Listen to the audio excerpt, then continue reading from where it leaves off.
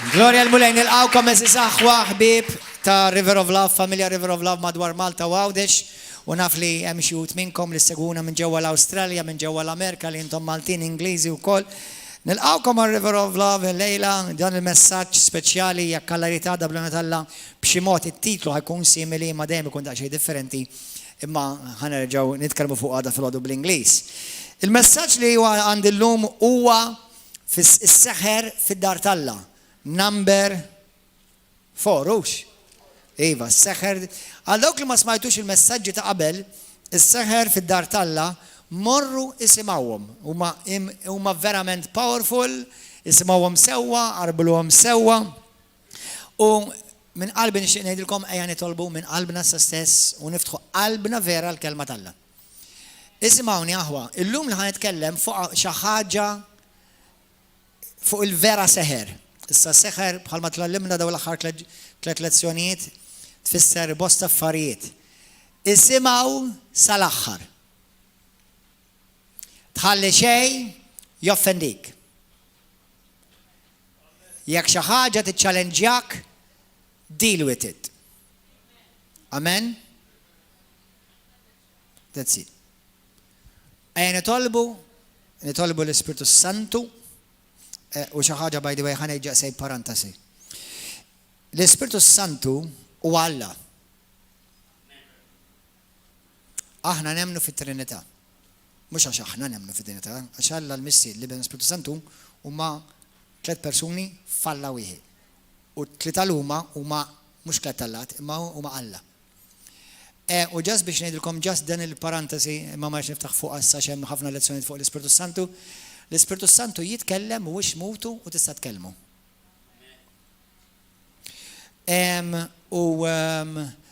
Għalkemm l-Ispiritu kull min huwa mwieled minn ġdid huwa mwieled mill-Ispiritu tal-Alla, l-Iskrittura titkellem fuq it-tieni esperjenza tal-mamudija tal-Ispiritu Santu x'il-Bibja tgħidlek li għandek l-Ispiritu Santu miegħek fik u fuqek. 3 esperjenzi differenti. Ta' fik hija li għandek bżonn biex issalva. Okay? Però mbagħad l-Iskrittura tgħidlek fl-Atti tal-Apostoli kapitlu 2 li wara li ntlew bl-Ispiritu Santu u tkellmu bil-lingwa ġodda, fil-kapitlu 4 tgħidlek reġa' ntlew. U f'Efesin kapitlu 4 vers 17 tgħidlek kun kompletament kontinwament dejjem timtella. Mhix ħadħol fiha imma just għal min biex tifhmu ċertu affarijiet. Xi ħaġa wkoll żgħira nixtieq ngħid b'mod ġenerali. F'daw l-aħħar snin jien għandi 21 sena, xejn 21 sena. Inni 26 sena kważi 27 sena fil-mulej qatt ma ħares lura fil-ħati tiegħi, ovvjament żbalji għamilt u għadni nagħmel, ma ovvjament intenzjonalment ma rridx nagħmel żbalji. Imma fl-esperjenza tal-limt prinċipju importanti ħafna fis-saltna. Kulħadd huwa msejjaħ biex jipritka l-Vanġelu. Vera jew le? Però mhux kulħadd imsejjaħ biex jgħallem. Tipritka l-Vanġelu kulħadd. Illum tista' salva, tagħti ħajtek il-Kristu tista' tmur tirbaħ pajjiż għal Kristu. Tipritka l-Vanġelu. Tipritka x'għamel miegħek Ġesu, minnu Ġesu x'għamel għaliku dak il-Vanġelu. Però li tgħallem il-kelma hija ministeru ieħor. U fl-esperjenza tiegħi mhuwiex ħelti li tisma' talim dottrunali minn nies li forsi għandhom ħafna żelu, jħobbu lil-mulej, imma għadhom m'għandhomx stampa sħiħa globali tal-Bibja. U għalhekk il-Bible College huwa importanti, għax il-Bible College, pereżempju ħansemmi il-Bible College tagħna, Nations for Christ Bible College, għandek 38 suġġett. Meta inti għandek aħwa, u nirringrazzja l-Alla għalihom li jħobbu lill-Alla u nħobbhom u m'għandi xejn kontra tagħhom u mhux biss Malta da madwar id-dinja kollha. Pereżempju jaċċellaw ħafna fuq il-fejqan. Praise God. Imma l-fejqan mhux l-unika ħaġa li l-Bibja titkellem fuqha. Għandek aħwa li jaċċellaw ħafna fuq il-fidi u jiena persuna tal-fidi, infatti ma sta tagħmel xejn mingħajr fidi, ħanejdu hekk. Imma ma nistax nitkellem biss fuq il-fidi għax hemm ħafna suġġetti oħra. Issa, jekk intom ma tidderxxernux din il-prinċipju ta' maturità, inti tista' bżelu tiegħek well-meaningness tagħmel żbalji. Forsi mhux ħax ħajtfawk l-infern, imma tista' tevitom. U l-maturità tirrikjedi li inti kieku tevitom. U għalhekk il-Bible College huwa importanti, number one jirrikjedi żmien ta' snin, jirrikjedi studju ta' maturità, jirrikjedi studju ta' suġġetti diversi biex kemm jista' jkun ikollok stamp iktar globali tal-Bibja. Amen? Da bħal meta int għandek nies inħin kollu jippritkaw indima. Nemmen fl-indima ma mhux indima ħin kollu ma jsirku. Qed tifhem jekk inti ħin kollu tindem għadek ma fim xejn rigward il-ġustifikazzjoni bil-fidi.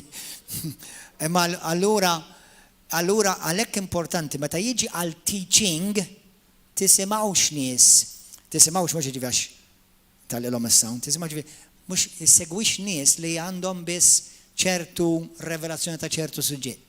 Biss. Fuq da suġġett tabli kun tajjeb. Imma mbagħad meta jiġi biex jagħmel dottrina jista' jagħmel żbalji. U mhux worth it.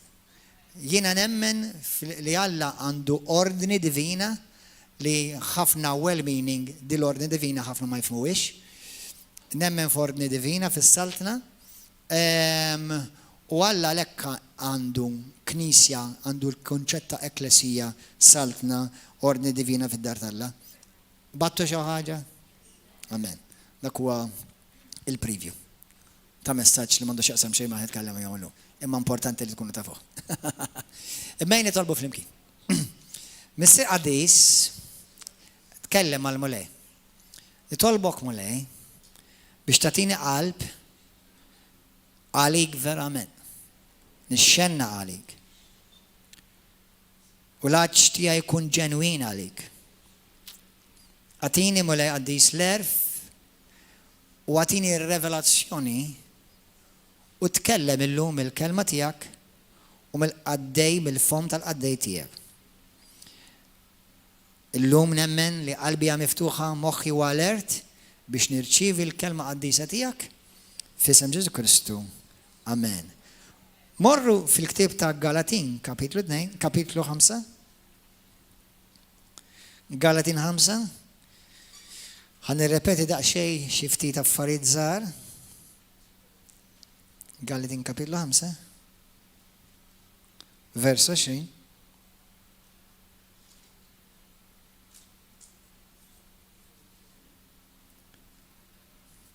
Ħanibda naqra minn vers 19.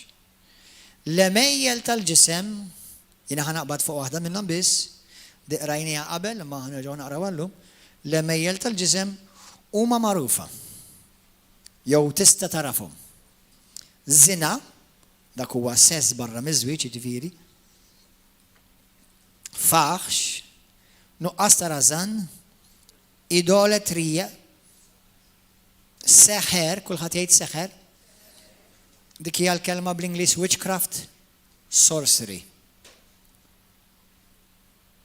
Mibeda, ġlied, ejra, korla, ambizzjoni. Jiena llum ħetkellem fuq is-seħer. Morru fil-ktieb ta' Galatin kapitlu 3.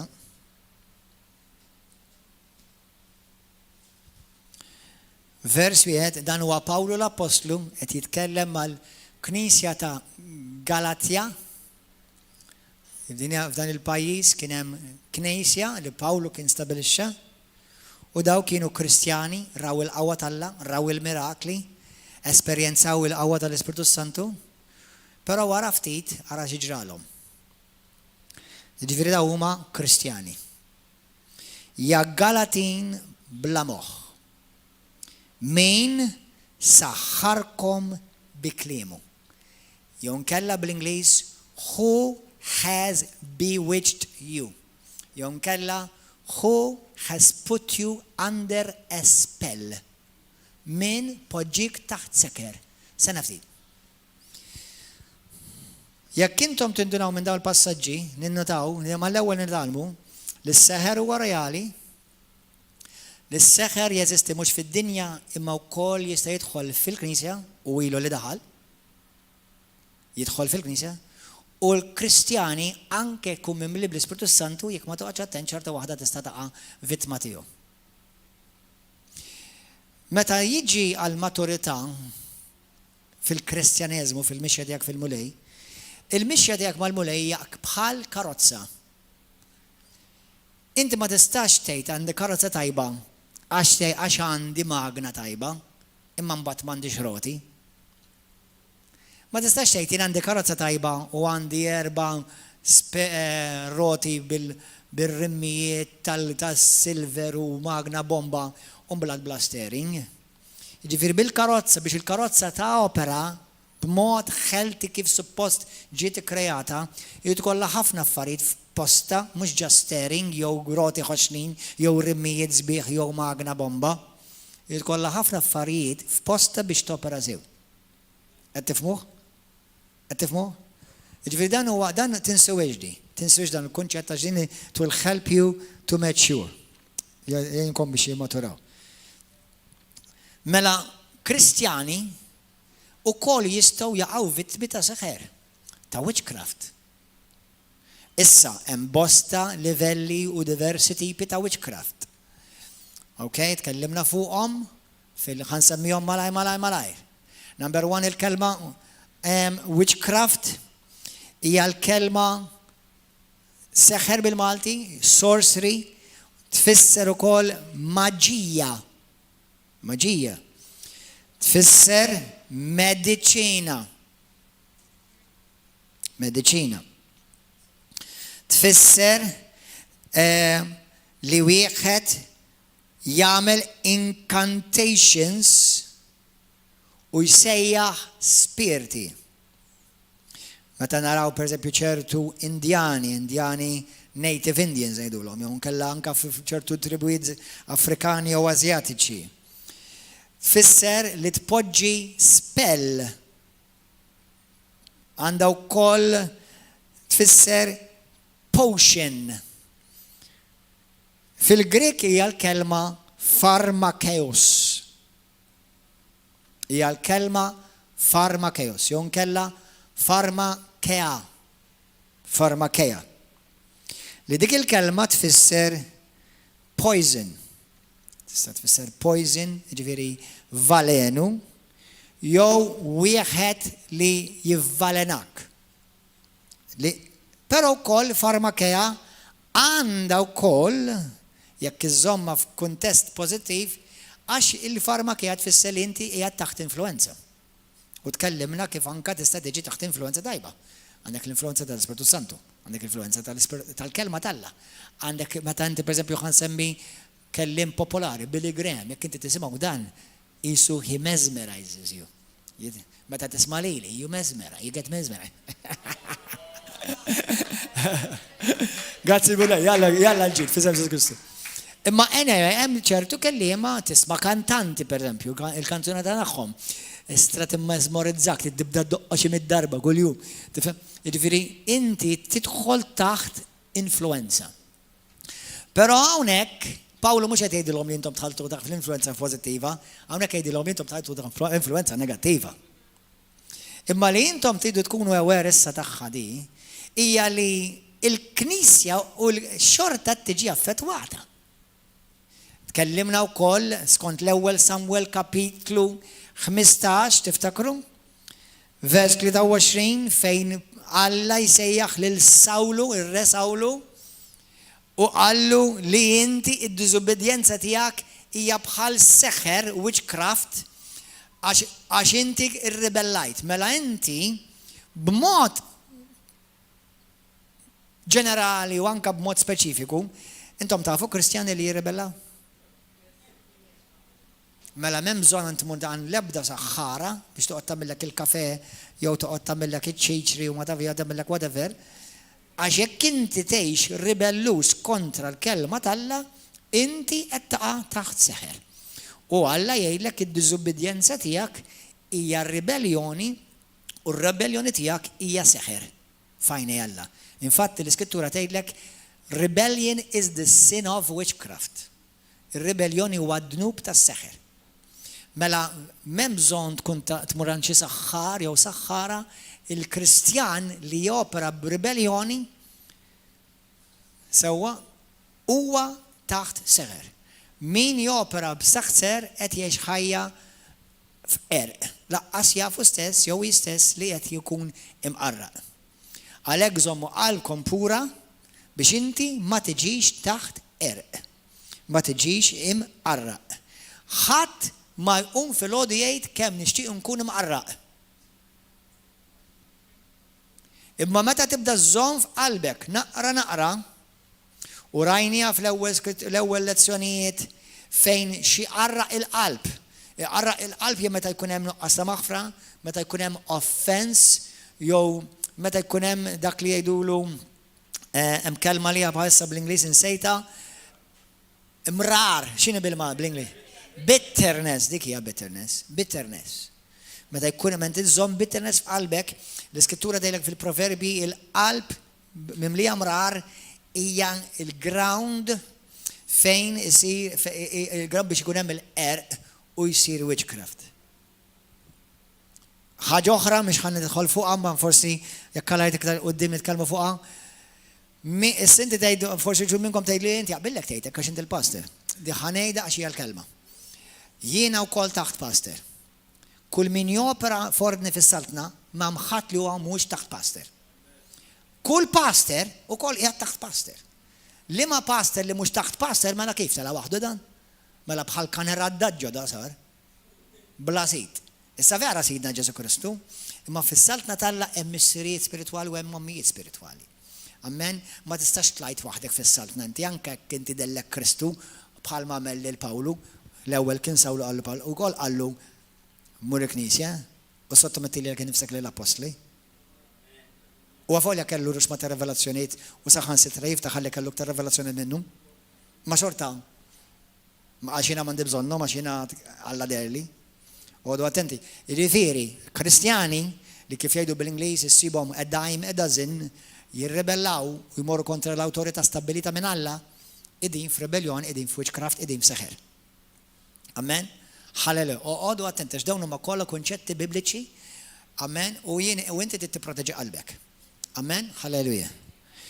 Gloria lil mulej. Issa, ħamorru fl-Atti tal-Apostli kapitlu 8, malaj. Ftakar,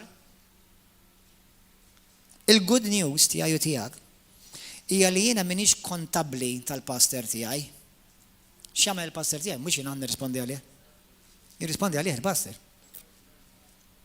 Tifhem?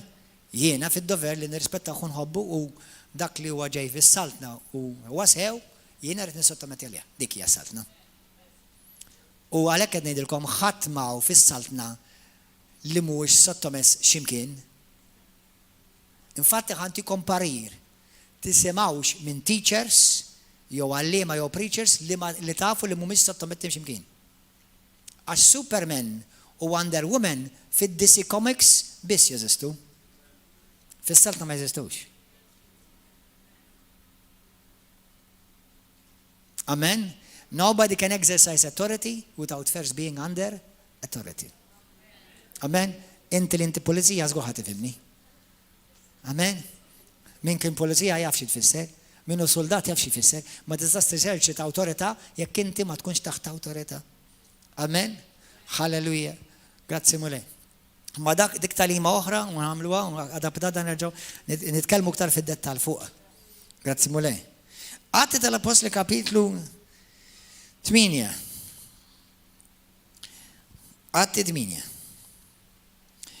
Il-mulej illum, mhux illum biss, jixtieq jitkellem. Mhux għax is-solt ma jitkellimx, imma jiġifieri nistħajjel il-mulej ta' ox vidjali, please, tivvidjawnix. You cannot video me and you cannot put anything on Facebook. Hallelujah. Il-mulej irrid jitkellem. U Alla qiegħed jitkellem. U aħna rridu nisimgħu f'kull staġun Alla dejjem għandu xi ħaġa xi jgħid. Temnu? Jien Alla tiegħi mhux mutu. Alla f'kollox irej għandu xi jgħid. Fuq l-abortion għandu xi jgħid. Fuq l-edukazzjoni ta' pajjiżna l-tfal għandu xi jgħid. Fuq iż-żwieġ Alla għandu xi jgħid. Fuq il-prinċipji immigrazzjoni, whatever, kollox, Alla f'kollox għandu xi ħaġa xi jgħid. Imma stalina infittxu mulej, x'idillek int f'di? X'qed inti f'din? U bħalissa fi żmien tal-Covid Alla wkoll għandu xi jgħid. Fuq il-vaċċin Alla għandu xi jgħid. Qed tifhmu? Fuq ċertu prinċipji, leġiżlazzjonijiet jew liġijiet Alla għandu xi jgħid. Speċjalment int li tiddikjara li int jew Nisrani jew Kristjan, li by the way tfisser l-istess, Kristjan bil-Latin, Nisrani bil-Arbi. Jekk inti tgħid li int ta' Kristu, mela x'taħseb int? Xi trid int u xi dilek int? Spiċċa, bye bye. Għax jien ta' Kristu. Xi tfisser jien ta' Kristu? Jiġifieri jien issa nitkellem għal Kristu. M'hemm bżonn noqgħod ngħidlek ara llum ħa nitkellem għal Kristu. Jiena suppost dejjem nitkellem għal Kristu. Ma nistax nitkellem għal Kristu llum u għadha nitkellem għad-demonju. Ma nistax jiena llum immur quddiem il-President ibbus is-salib u l-għada ngħid jiena qed naqdel id-demonju l-Antikrist.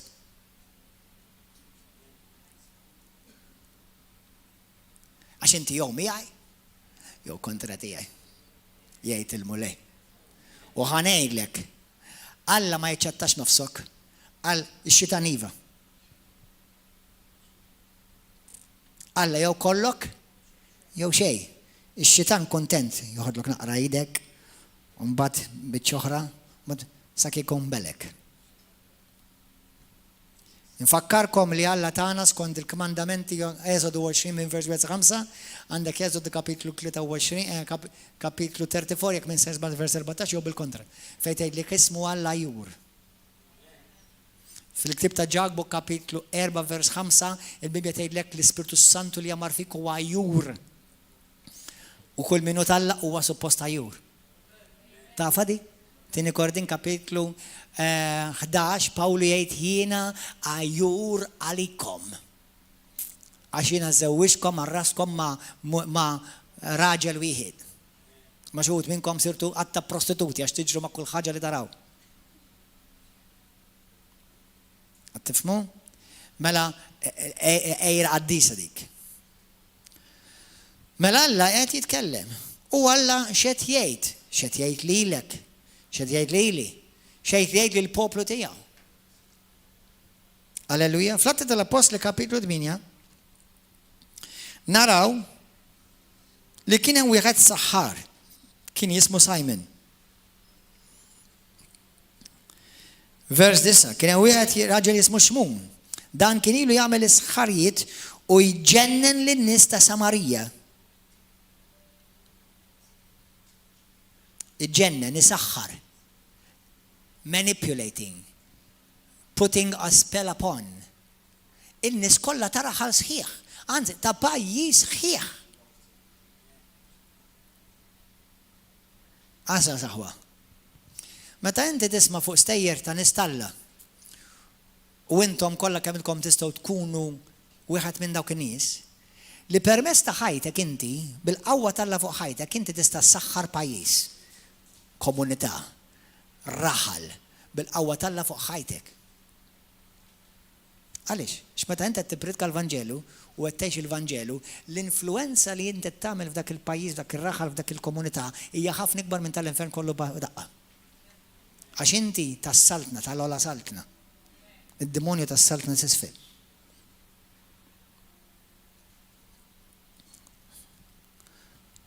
Għalhekk inti għandek nies Talla li aħna naqraw fuqhom Filippu li issa ġej dal-waqt li pajjiż sħiħ dallej Kristu minħabba raġel. Why not you? Come on people. Why not me? Why not you? Why not you? Why not you? Permezz ta' raġel wieħed mimli bl-Ispirtu Talla jipredika l-Evanġelu tas-saltna bil-qawwa tal-Ispirtu Santu. U l-ikbar wieħed fl-art kellu jiġi u jilbilu quddiemu. Għajtek qata? Dak għax xogħol minnkom isir hekk. Sirtu rockers. Sorry, skużani, no offense għal rockers. Tatu brasko. Konna minn dak iż-żmien konna morru żmien ta' Tigulju. Kan xari twila hekk.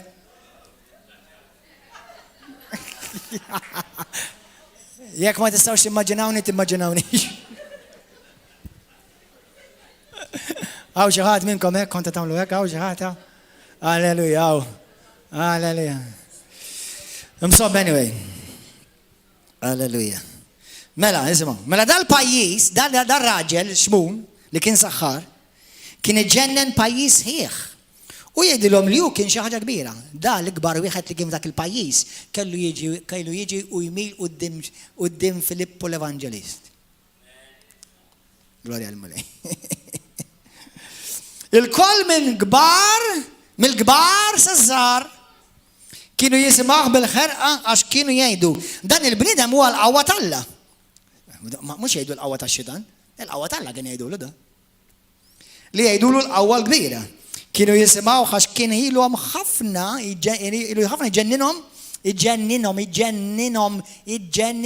Ġejja mill-kelma ġenn u ġejja mill-kelma ġinn bl-Arbi tfisser jitfaħħom taħt seħer diaboliku. Bisħarijiet tiegħu. Meta mbagħad emnu l-bxara tajba li Filippu kien ixandrilhom fuq is-saltna t'Alla mhux fuq il-bambin, l-qaddisin u laqas il-Papa u l-isqof u l-Patrijiet u l-Konċilju kollu. Kulħadd jgħid is-saltna t'Alla. Jiġifieri fejn Ġesu ġi, is-saltan ngħidwa. Come on ngħidwa. Fejn Ġesu ġi u saltan. Halleluja. U fejn Ġesu jsaltan kull salta oħra ikollha tmil. Halleluja. Amen. Ixandriħu fuq is-saltna t'Alla u fuq l-isem ta' Ġesu Kristu. U tamdu kemm irġiel u kemm nisa. Xmun ukoll hemmen u tamet. Mela hawnhekk għand qed naraw. L-Vanġelu tas-saltna mhux il-Vanġelu tal-Knisja tagħna, mhux il-Vanġelu tad-denominazzjoni tagħna, mhux il-Vanġelu il-Vanġelu tas-saltna. Ġesu qal mhux kwalinkwa Vanġelu da. Qal dan il-Vanġelu tas-saltna irid jiġi mxandar qabel ma Ġesu jiġi. Ħafna ma ppretikawx il-Vanġelu tas-saltna, kull ma jemminx fil-qawwa t'Alla dak mhux il-Vanġelu tas-saltna, kull ma jemminx fil-lingwi soprannaturali dak mhux parti mis-saltna, mhux il-Vanġelu tas-saltna. Mela l-Vanġelu tas-saltna fejn tidher il-qawwa t'Alla.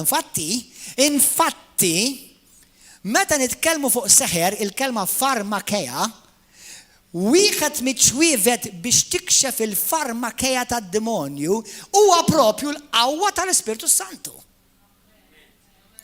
Jekk aħna naraw ċavet ta' ċara, pajjiż ħieħ taħt is-seħer, taħt il-qawwa diabolika, fejn dan kien ukoll jagħmel raġubijiet folot. Ġubijiet, kienu jaraw ġubijiet. Kien jaraw il-qawwa huma minn għalihom hija l-qawwa t'Alla. Ma meta daret il-qawwa vera t'Alla li ġejja mis-saltna mill-Vanġelu tas-saltna u b'tal-isem Ġesu Kristu, ħalleluja ġara, dik is-seħer, dak l-influenza tkissret.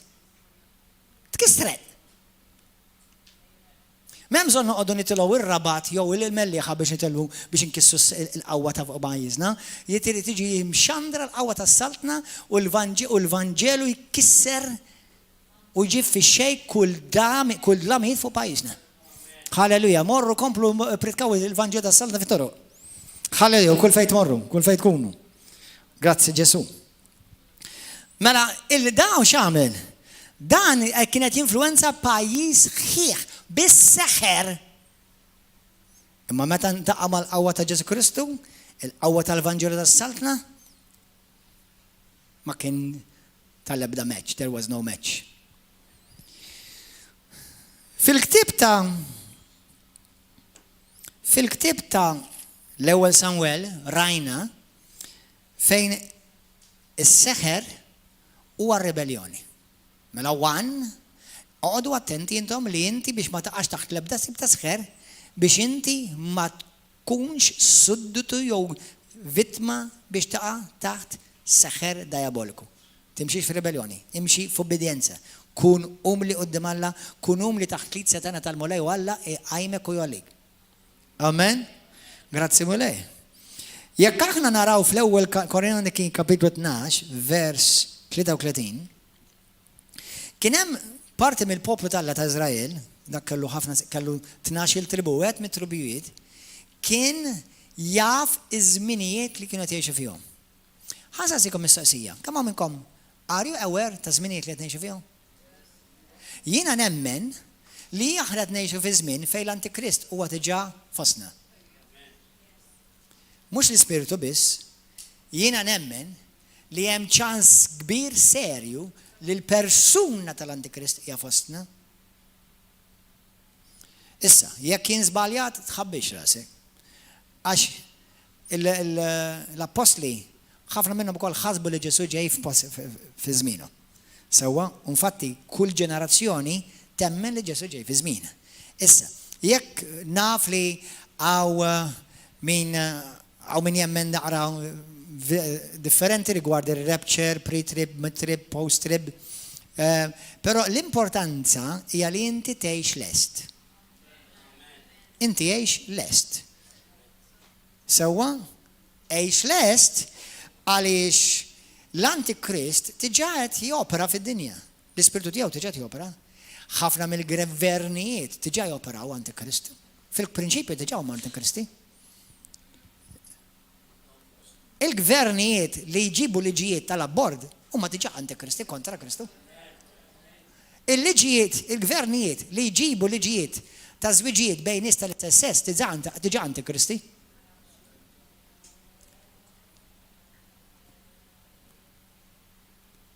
Skont profeziji tal-kelma, l-Antikristi irid joħroġ minn daw in-naħat tad-dinja fejn aħna jiena inti ngħixu. U kemm il-darba tilkom ma niċċassax li għandu dar ta' tiegħu Malta. Ma niċċassax li jgħix Malta. U ma niċċassax illum iktar u iktar għaliex għaskont Daniel kapitlu 11 jgħidlek li joħroġ minn bejn żewġ ibħra. Issa ma nafx x'tista' tfisser dik. Tista' tfisser ħafna affarijiet, imma rħila ġgija lezzjoni differenti. Il-kunċett huwa li aħna qed ngħixu fi żmien li il-qerq qed jikber brata kbira. Kbira. U tafu li jiena u inti xorta volja Kristjani suscettibbli li nistgħu niġu mqarqa. Amen? Morru issa fil-iskrittura ta' Apokalissi kapitlu 18. Din l-iskrittura famuża.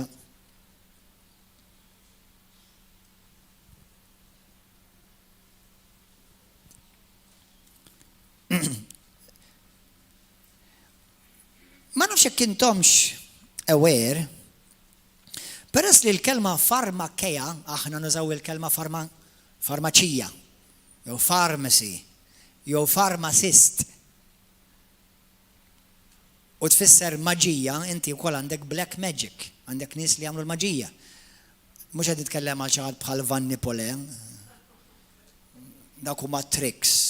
Avolja hemm tip ta' maġija oħra fiha dik. Ma kull rispett lejn Van Napoleon u minnu jagħmel magician. Issa naqbel magħha ma naqbilx dik hija xi ħaġa totalment oħra. Imma aħna nitkellmu fi żmien li qed ngħixu llum aħna fiha, il-farmakkija hija kontinwament tibċabsa quddiem wiċċek kull fejn tħares. Are you aware? Are you aware? Fil-ktib ta' Apokalissi, kapitlu 18, jitkellem fuq il-Babilonja. Babilonja titkellem, jirreferi kapitlu 17, kapitlu 18, u ma simili ħafna jirreferi sewa għal-reliġjon u sewa għal-gvern, gvernijiet tad-dinja. Għad-dinja, jirreferi għad-dinja, b'mod ġenerali. Jekk aħna mmorru fil-ktib ta' Apokalissi 18, u naqraw minn vers ħanna l-mefani bda naqra da. Ħabda naqra minn vers minn vers 18. U bdew jajtu xħinraw id-duħħan tal-ħuġġieġa tagħha u qalu min kien bħal belt il-kbira. U xaħtu trab fuq rashom u nfexxew f'biki u neketu qalu jaħasra l-belt il-kbira li mill-kotra tal-ġiet tagħha stana kull min għandu l-ġfna fuq il-baħar. Kif f'sija waħda ġiet fix-xejn. Ifraħ minħabba fiha. U intom ukoll qaddisin u apostli u profeti. Kont għamiltulkom lezzjonijiet li għandna profeti u apostoli sal-lum il-ġurnata. Infatti, inħeġġitkom fi żminijiet li aħna ngħixu, meta Alla titkellem, rari jitkellem minn fom wieħed. Ħafna drabi tinnota li ċertu messaġġ ikun prevalent fuq bosta ħluq. Qed tifhmu? Jiġifieri, that is a good way for us to remain safe. Għax meta xi ħadd qed jgħid xi ħaġa li jew ħadd ma jitkellem fuqha, jew tmur kontra il-kumplament, għamel pawza arbel sew. Imma dan li għad nitkellem fuq illum, bosta nies Alla titkellmu, bosta nitkellem. U huwa massaġġ li huwa daqsxejn mhux wieħed minn dak l-iktar wieħed komdi li titkellem fuq. Għax Alla ħankomplu vers 20. Għax Alla tħallas minna għalikom. Imbagħad wieħed mill-anġlu, wieħed anġlu ta' saħħa kbira, rafa' ġebla kbira tal-midħna u għaddaba fil-baħar u qal, hekk b'saħħa tintrema Babilonja l-belt il-kbira u ma tinsabx iżjed. U fik ma jinstemax iżjed id-daq tal-kitarristi u l-leħen tal-għannejja, tad-daq tal-flawtu ta' trombi, ebda ma'allem ta' ebda sena ma jinstab iżjed ġewwa fik. Fik aktar ma tinstamax l-anja tal-midħna, fik aktar ma jiddix id-dawl tal-mużbieħ, l-għana tal-arus u tal-arusa, fik aktar ma jinstamax. Għax il-merkanti tiegħek kienu gbarat tal-art. Kulħadd jagħmel underline dik. Il-merkanti tiegħek, dawk li għamlu l-business, il-kummerċ miegħek, kienu in-nies gbar tal-art. In-nies influenti, in-nies li jmexxu pajjiżi, jmexxu jinfluwenzaw id-dinja. Bis-seħer tiegħek, bil-farmakija tiegħek, tqarqu il-ġnus kollha.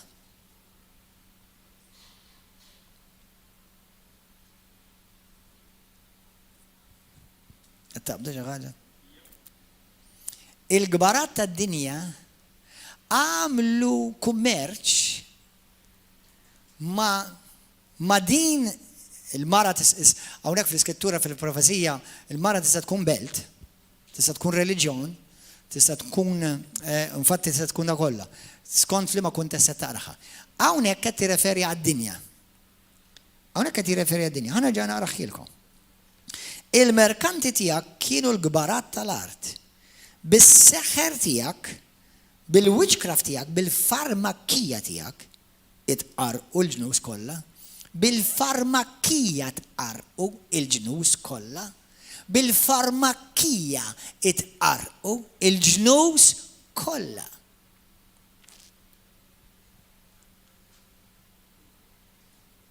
Bil-farmakija il-ġnus kollha ġew mqarqa.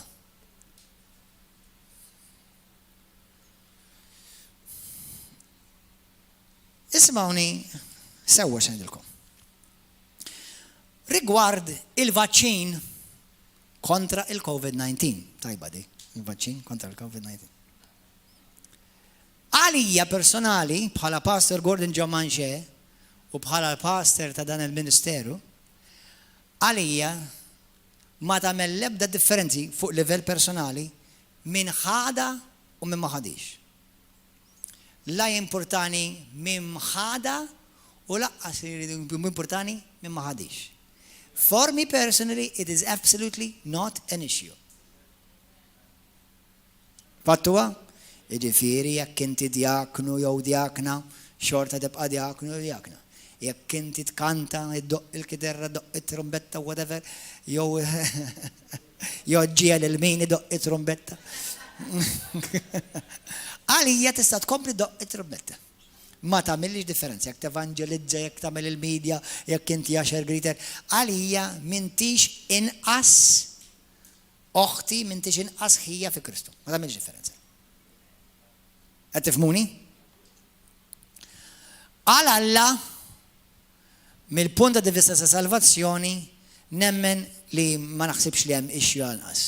Ma naħsibx li hemm issue. U qed ngħidlek ma naħsibx, ħanejlek għal raġuni waħda ngħid mhux qed ngħid bl-assolut, ngħidlek għaliex. Għax jiena nemmen li aħna għandna nkunu mexxija mill-Ispirtu Santu.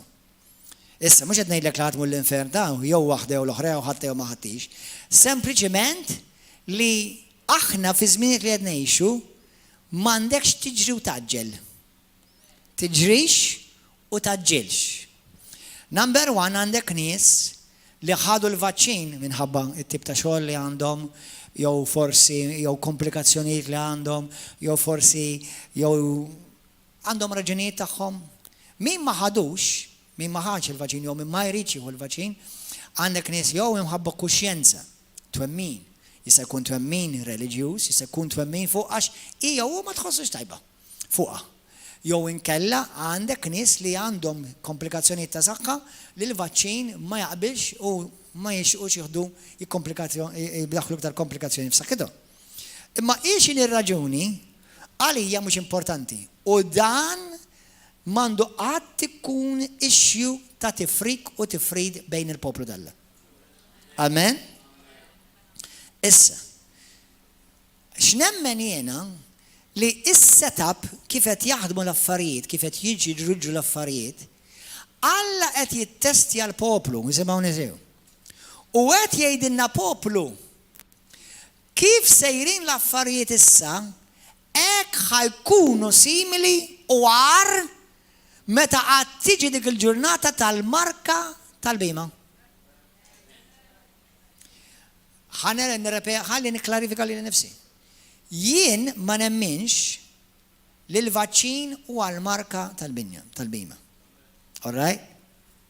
Però nemmen, one, li għal xi wħud min nies tista' tkun fatali u tista' toqtlok. Għal xi wħud min nies illum ma jistgħux jitkellmu għax tiġi qatlithom. F'Malta jien naf berba li qatlithom. Naf tnej li mankatom. U naf oħrajn li ma mlitilhom xejn. Ħalli ngħidu kollox. Il-kunċett li l-mulej jixtieq jgħid illum hija poplu tiegħi imxi miegħi. Imxi hand in hand miegħi. Isma' in-nax tiegħi jisimgħu leħni. Tagħmel xejn li jekk ma jkollokx il-barka talla fuqha. Tagħmel xejn jekk fl-ispirtu tiegħek tiġa tħossok għandek ir-riservi. Ixini tista' tkun ħassifer, tista' ħadd ukoll ikla. Tagħmel jekk għandek ir-riservi fl-ispirtu tiegħek tagħmel ix. Biex inti ma tkunx qed tmur kontra il-kuxjenza tiegħek. Ma tmurx kontra dak l-Ispirtu Santu qed jindikalek. Amen, qed tifhmu differenza ħwa? Issa fejn tidħol issue rigward ta' farmakeja f'dan iż-żmien, jekk intom qed tindunaw, il-medja kollha mifquha fuq il-farmakeja. Qed tifhmu? Qed tindunaw li il-medja kollha fuq il-farmakeja? Fuq il-vaċċin jekk min ħajħu l-vaċċin. Issa f'pajjiżna isimgħuni sew. Jekk xi ħadd għandu mistoqsija wara, tista' saqsini. Forsi nkun kapaċi nirrispondi. Ħanorikom xi ħaġa isimgħu. Jiena nemmen li Alla ta' lil kulħadd il-libertà tal-għażla. U l-ebda Alla ieħor magħmul mill-bniedem m'għandu l-ebda jett fuq il-libertà tiegħek u tiegħi u tiegħek ħadd. La tagħmilha u laqas ma tagħmilx. Man ħadd m'għandu jett quddiem Alla ħadd m'għandu jett jillimitalek il-libertà tiegħek. Tażel x'tażel, x'inhi l-għażla tiegħek. Bħala Kristjani jiena u int, jiena hemm nies li ma naqbel ħafna affarijiet ma naqbel xejn magħhom, imma nemmen li għandhom il-libertà l-għażla tagħhom. Nemmen fil-libertà li jaħżlu hekk kif iridu. Għax Allek jemmen. Alla jemmen li jekk inti tittażel l-infern, għażlu. Jekk inti tittażel tikol ħmar, kullu. Sewa, jekk inti tittażel ma tikol xejn, Tikar xejn.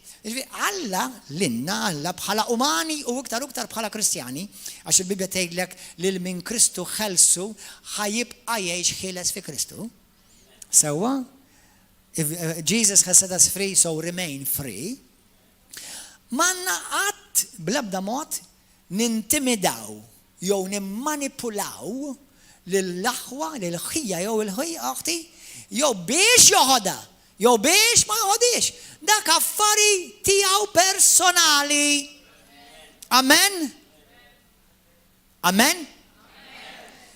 Għaw min, ħanerġa' nirrepeti li nifsi, għaw min ma għamlitlu assolutament xejn. Għaw min f'Malta immankatu. U ħanejdilkom xi ħaġa ħwa. F'Malta lil min immankatu mhux faċli jitkellem. U mhux f'Malta biss. U lil min qatlitu mhux tal-li ma jistax jitkellem, imma l-dak ta' madwaru li jafu li qatlitu bil-vaċċin ma jistgħux jitkellmu lanqas. Mela issa tnaqgħu taħt witchcraft.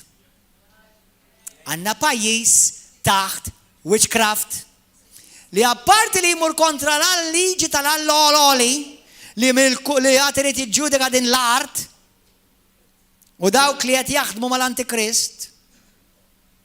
Imma Alla wkoll anke fil-liġi u fil-Kostituzzjoni tagħna u fil-liġi tal-Ewropa m'għandu l-ebda ħadd jett jipprova jimponilek jew toħdu jew ma toħdux fil-libertà totalment tiegħek. Amen? Ħanaqralkom biċċa mill-liġi tal-Parlament Ewropew. Isimgħu niżew. Għaliex il-moment li jiena inġelek tagħmel xi ħaġa bi-sforz mela jiena qed nimmanipulak. That's it. Jiena waqajtek taħt spell xirrit jien. Sew jekkux il-pastor, sew jekkux Prim Ministru, President jew Gvern jew Governanza, jista' jkun whatever, jista' jkun ħija, jista' jkun kuġinti. Aħna fuq affarijiet, mhux qed nitkellmu fuq affarijiet jekk titissalva ngħidlek għammel trid, xorta ħassalva, le ma nistax ngħidlek hekk, għax dak huwa ċoroton. Titissalva permezz ta' Kristu biss, pija ħadmu l-infer. Sewwa? Imma dawn huma affarijiet, isimgħuni ħanidilkom aħwa simgħuni żejn.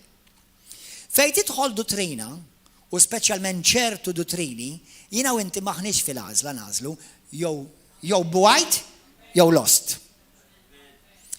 Hemm affarijiet li huma sekondarji li tista' tirrileksja fuqhom. Imma fejn jidħlu opinjoni, irrileksja totalment. Għaliex? Għax hekk hi opinjoni, tgħid dak l-opinjoni tiegħek u din l-opinjoni tiegħek. Nażi, u tiqafhem. Amen? Amen. Jiena naf pastors li jaqblu magħha di u naf pastors li huma assolutament kontra tagħha. U kollha iż-żewġ naħat għandhom id-dritt. Nażi. Però ma nemmen fl-ebda pastor li għandu jimmanipola l-poplu tiegħu li jridu jaħduha. Bħal ma nemmen fl-ebda pastor li jimmanipola l-poplu tiegħu li todu wix għax qed ngħidlek jien. Le. Ma nistax ngħidlek hekk jien. Jekk trid toħodha ħugda affarijiet tiegħek. Li nista' ngħidlek ninkoraġġik ngħidlek isma' brother, sister. X'inhi li ħatamel fil-ħadd tiegħek hija l-deċiżjoni li dak li mhux ċar fil-Bibja ġifieri. Jien ma nistax ngħidlek mur il-klob kif ħassalva, tiġa naf kif għandek insalva, tittaċċetta l-Ġesu Kristu tagħmlu s-sit u salvatur tiegħek, nibżgħu noqgħod ngħidlek itlob isum. Ma fejn hu affarijiet li mhumiex ċari fil-Bibja, ngħidlek fittex wiċċ il-mulej, ara x'il-mulej u dak li l-mulej jrid minnek u jpoġġilek f'qalbek għamlu. That's it. Għax inti forsi l-mulej jgħidlek mod fuq ċertu affarijiet u li ċertu ieħor. Da bħal meta li forsi l-mulej għalli mur Malta u l-ħaddieħor għallu mur iċ-Ċina. M'hemmx miktub fil-Bibja John chapter 26 verse 3 Gordon John man xejn irid imur Malta. Allora bil-forsi tkun mexxi mill-Ispirtu Santu fuq dak l-affarijiet. Amen. Alleluja. U daw l-affarijiet huma simili. Amen aħwa. Ħalli u qed nagħmel llum priedka di għax naf li Malta ħafna Maltin ħajsimgħu di. Għax il-biċċa xogħol għadek ma noqgħodux attenti, aħna ħan nikkontribwixxu għal faċilitazzjoni tal-pjan tal-Antikrist. Għax il-kan tal-Antikrist għax ħajamel, jekk sa ġimgħatej oħra ma jinbidlux l-affarijiet, ħajaqsam pajjiż, ħajaqsam żwiġijiet, ħajaqsam familji. Minu bil-maskla u minu bla maskla. U jiena la importani x'għamilt int, u laqqas nippretendi importak int x'għamilt jien. Ħajti tiegħi u ħajtek tiegħi int tagħmel li trid. Min ma jemmenx fil-vaċina għandu dritt, min jemmen fil-vaċina għandu dritt. Amen? Either way, x'temmen, suppost jaħdem la temmen fih. Either way, x'inhu twemmen tiegħek, suppost jaħdem la temmen fih. Sew jekk ħatta, u jekk ma jagħtix. Amen? Halleluja. Imma l-kunċett huwa dan issa di mhux hi.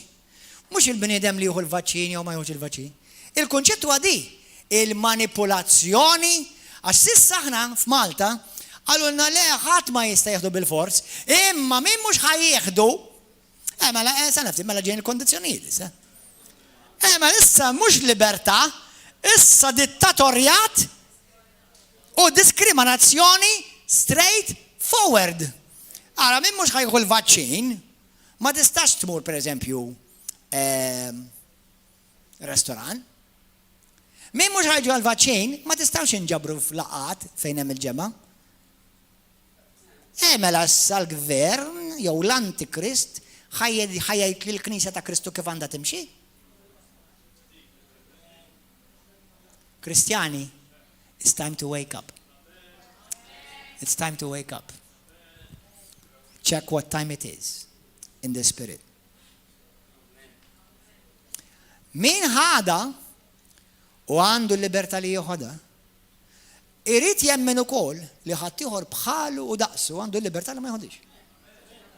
Min ma ħadix bħal ma huwa għandu jemmen li għandu l-libertà ma jħodix, għandu jemmen ukoll għal min għandu l-libertà li joħodha. U tiqafem u ma jsirx gwerra, ma jsirx qsim, ma jsirx firdiet. Amen. Number one, mhux kulħadd min ħada għandu l-istess raġuni.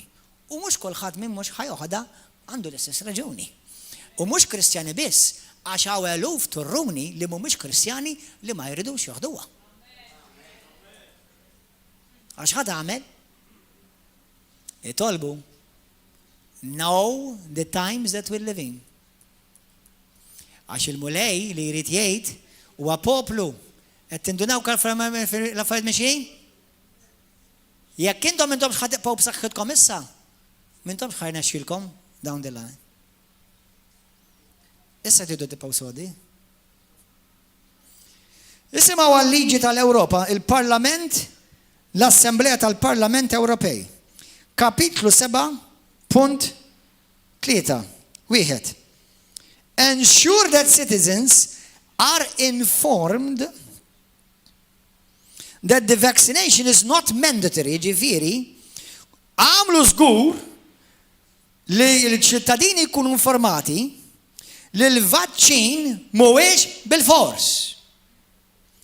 And no one is under political, ħatmu taħt l-ebda politika jew konċett politiku, soċjali jew xi tip ta' pressjoni oħra biex jiġi vvaċċinat jekk ma jridx jiġi vvaċċinat. Qed tifhmuha kemm ċara? Mela min biex intom tkunu tafu li l-governanzi ta' ħafna fid-dinja huma il-merkanti li għamlu l-business mal-Antikrist li jitkellem fuq fl-Apokalissi u nqarraq bid-dinja bil-farmakejja. U mhux bid-dinja biss jitqarraq ukoll bil-Knisja.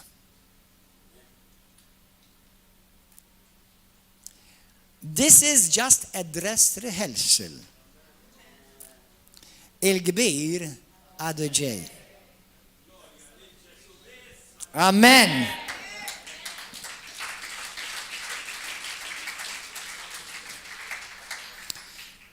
Kapitlu 7.3.2.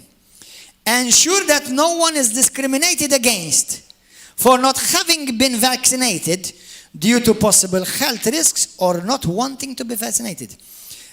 Iċċertaw li ħadd ma jkun iddiskriminat kontra tiegħu jew kontra tagħha għax ma ħax il-vaċċin. Forsi minħabba ċirkostanzi ta' saħħa jew sempliċement għax ma rridx jieħu l-vaċċin. Tarawha kemm ċara? Kapitlu 7.3.3. Take early effective measures. Ħudu miżuri kmieni To counter misinformation. Biex ma jkun hemmx informazzjoni ħażina. Jew informazzjoni żbaljata. Fuq and hesitancy regarding COVID-19 vaccine. Eżis aħwa. Jiena I'm aware, jiena għandi nies fil-familja tiegħi li hemm min minnhom ma ħaduwix u hemm min ħawduha. Affarijiet totalment tagħhom.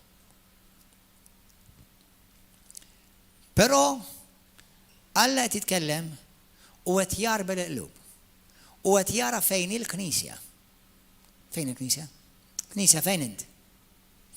Fil-ktib, ħan nispiċċaw, praise and worship team, would you please come?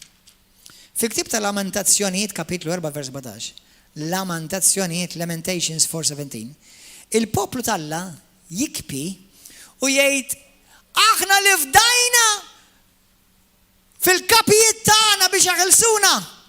Ħadd minna ma ħalisna.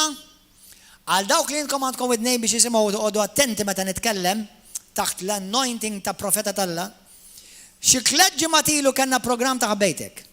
U fuq il-programm qedtilhom pajjiżna. Qedtilhom dak li intom minn għalikom hija r-risposta ħataraw dalwaqt li mhijiex ir-risposta. Number 1, jiena ma nebda mod nixtieq li ħadd jimradla bil-COVID u b'xej. Għax jiena nemmen li Alla jridna b'saħħitna mhux mill-COVID biss imma minn kollox. U jekk inti timrad hemm il-fejqan fi Kristu. Amen. U aħna nirringrazzjaw l-Alla narawhom dawn l-affarijiet jiseħħu.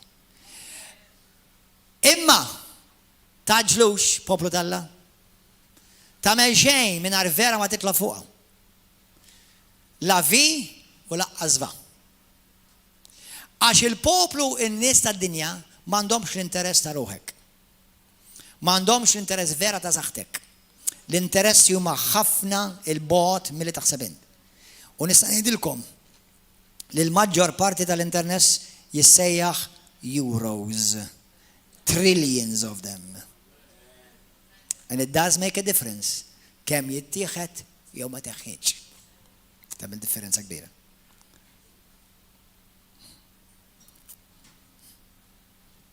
Għal darb'oħra l-aħwa li jridu joħduha jew l-aħwa li ma jridux joħduha nirrispett infatti jiena m'għandek għalfejn tgħidli xejn għax ma jimpurtanix. Għamel int, tistax toqgħod tuħu waħda kull ġimgħa lija. Tagħmel li trid. U lili tindaħallix x'nagħmel.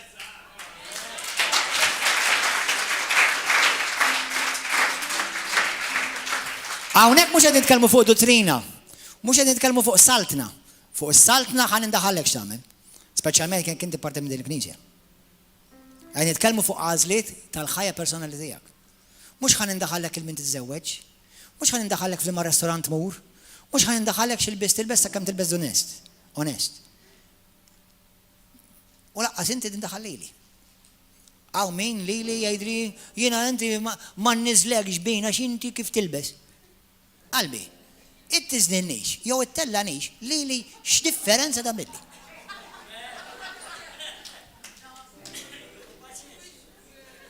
ċertu nies verament m'għandhomx x'jagħmlu. Imma la m'għandekx tagħmel u forsi jiena tajtek naqra skop fil-ħajja, kompli. ċertu nies jiena l-iskop ta' ħajjithom. Għax jekk ma jekdbux fuqi jew ma jħamġunix, ishom ħajjithom vojta. Mela almenu nimlilek ħajtek b'xi ħaġa.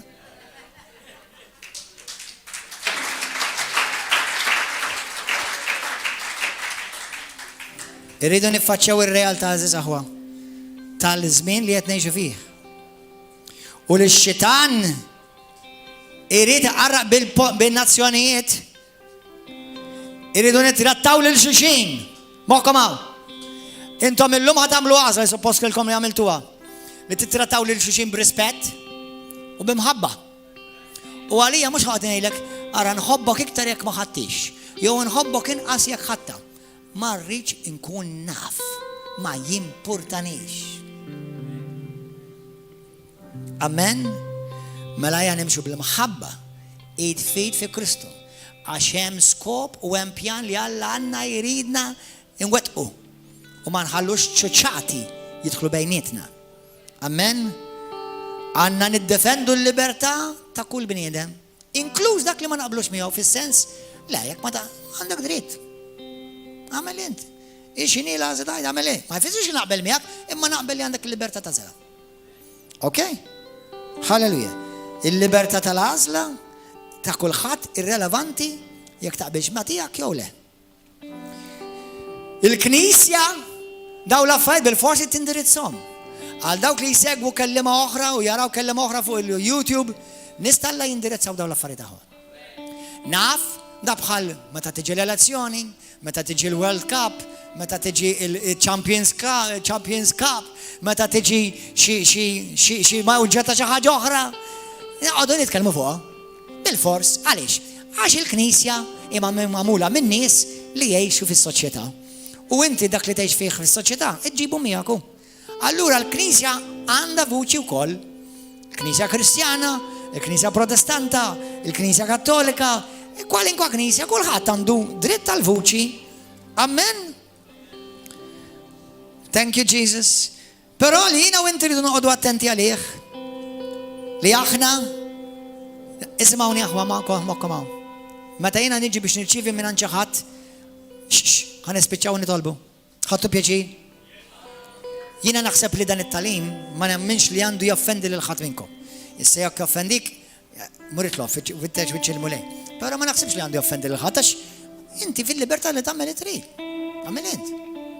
Però jiena u inti nixtieq infakkarkom minn inħabba l-isminijiet li qed ngħixu fihom u li minħabba l-iskrittura tafżana li d-demonju jrid iġib id-dinja taħt seħħer u ħajuża l-farmakkeja, mela jiena u inti rridu noqogħdu attenti. Ma naġġulux. Ħanfakkarkom fi storja li vera ġrat fil-familja tiegħi. Missieri meta kien għadu mat, xi 10 snin qabel kien ħajmur għand il-mulej. Taf għaliex? Biżball mediku. Għax kien ġo sodda l-isptar u ġiet ners u kienet ħattih it-tatqiba tas-sodda l-oħra u kienet tagħtilu kienet tibgħatu l-ġenna. Għax ma kienet toqtlu. U mnalla kien imqajjem Alla x'ħattini hemm. Bis-sejdat ngħidilkom din hija realtà, din hija sura vera. Neġġat il-missieri jgħid. Missieri jgħid li anzi kont ħantija titjira b'xejn, mittiqala barra. Bla passaport.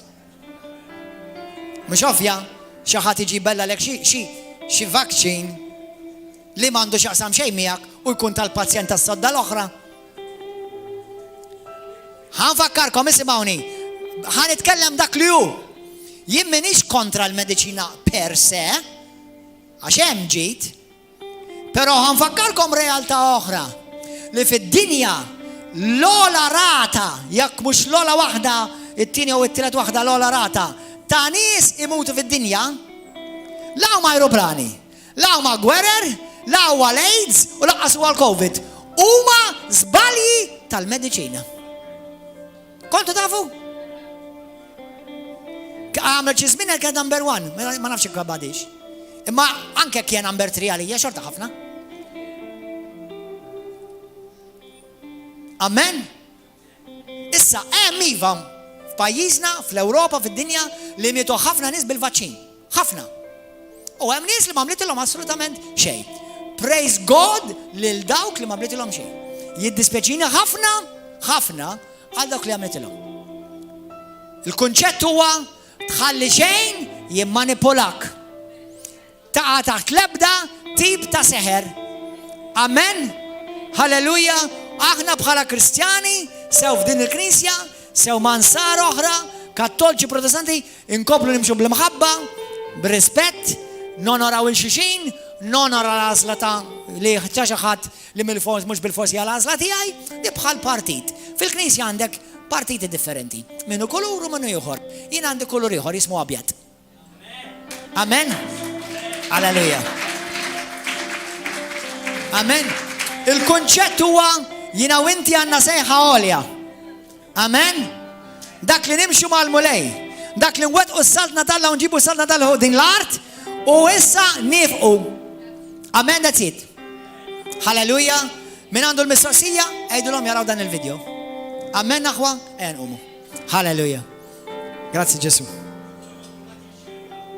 Kulħadd jixxerja, amen. Xalmu lej, għal dawk li jintkom tridu tkunu b'saħħitkom, għal dawk li jintom tridu dak li l-medicina twedna, saħħa, ħajja twila, isimawni. Xalmu lej, kun imwilat mill-ġdid, imtala bl-Ispiritu Santu, tħalli xi dlub jaħkmek. U ħaġa oħra, id tajjeb, u kull id ħelti, kullu tajba, kullu ekel tajjeb, tikolx ġank. Amen, meta l-poplu talla ħarġu mill-Eġittu għal 40 sena, jew għal 40 sena, ma kellhom bżonn mediċina, ma kellhom bżonn tabba, għax Alla provdilhom ikel bnin u kienu kontinwament fil-preżenza talla.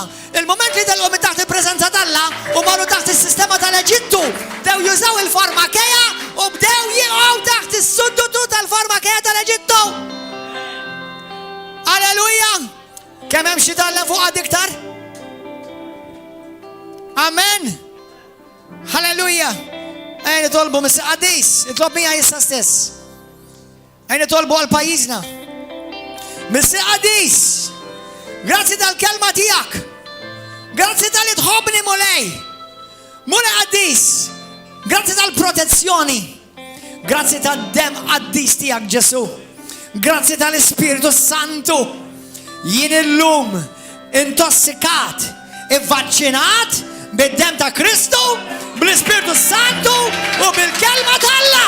Halleluja! Glorja lilek mulej! Halleluja! Halleluja! Glorja lilek Ġesu!